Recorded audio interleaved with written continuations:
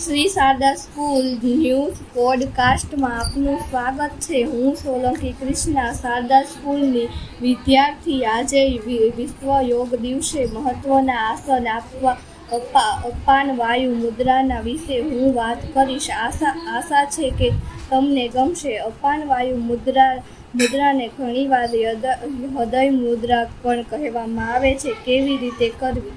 તરજની આંગળી અંગૂઠાના મૂળમાં સ્પર્શાવો। મધ્યમાં અનામિકા આંગળીના ટેરવા અંગૂઠાના ટેરવા સાથે જોડો। નાની આંગળી સીધી રાખો। બંને હાથથી આ મુદ્રા કરો અને આરામથી બેસો। જો કેટલો સમય રાખવો તો આ મુદ્રા દરરોજ 15 થી 30 મિનિટ કરી શકાય। આના લાભ શું છે? હૃદયના આરોગ્યનું ટેકો આપવામાં મદદરૂપ માનવામાં આવે છે। તણાવ અને બેચેની ઘટાડવામાં સહાયક બની શકે છે। ગેસ, અપચો અને પેટની અવસ્થામાં રાહત મળી શકે છે।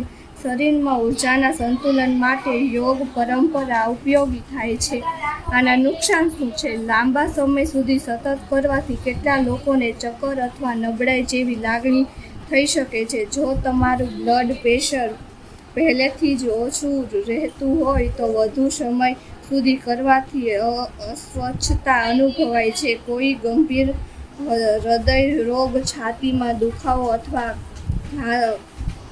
ઘાસની તકલીફ હોય તો માત્ર આ મુદ્રા પર આધાર રાખવો યોગ્ય નથી। તબીબી સલાહ લેવી જરૂરી છે।